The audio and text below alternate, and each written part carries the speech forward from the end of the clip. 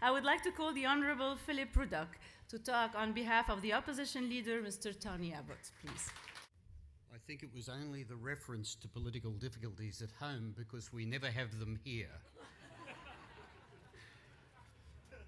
Can I thank Madam Master of Ceremonies? Can I say to the President and the Honorary President how delighted I am to be here with my many parliamentary colleagues that I acknowledge, the diplomatic representatives, Reverend Fathers, Sisters, ladies and gentlemen.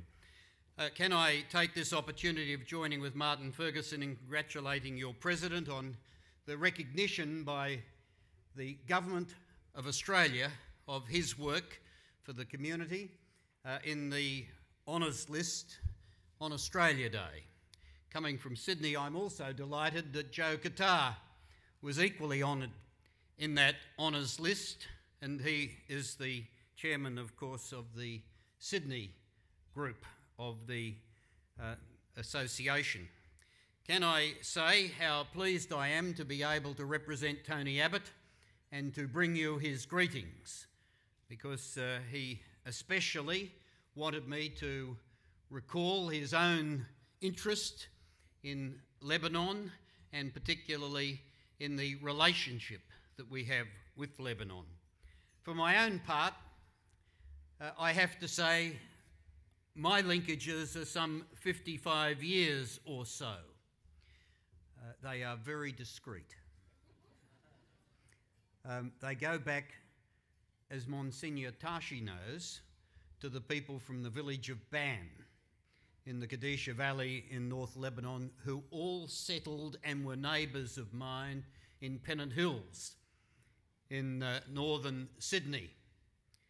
And those linkages have been there long and deep, so much that the dear friend of mine, rest his soul,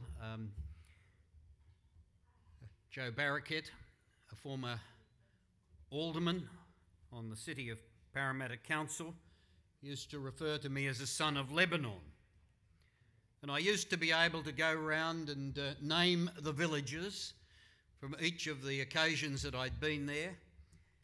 When people talk about tourism, I think of Baalbek, I think of those great cities of Sidon and Tyre. I think of the north, and particularly the Kadisha Valley, where it's often said that you can swim in the Mediterranean in the morning and ski in the afternoon. It has so much to offer. And yet the people, I think, have offered the world even more.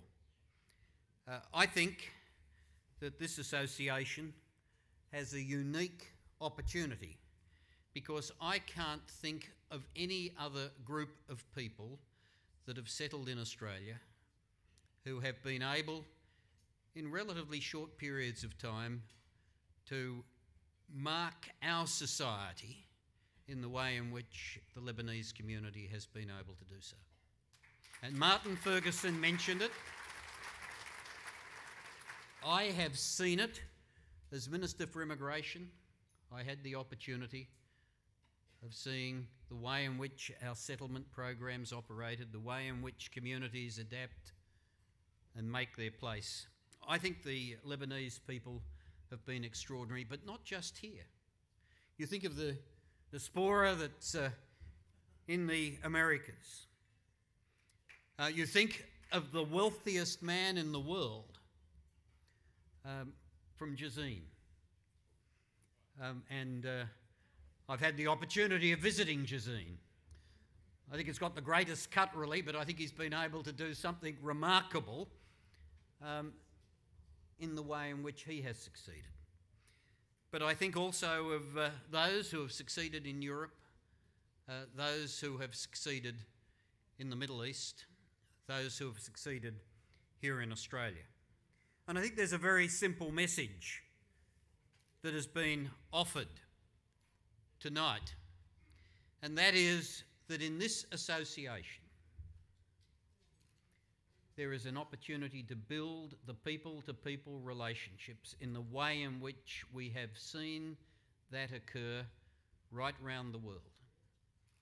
And it can be built for both the benefit of Lebanon and the benefit of Australia, and all of you can be the bridge. So I offer you, on your inauguration, the best wishes of Tony Abbott as well as myself, because I'm sure you'll play an outstanding role. Thank you very much.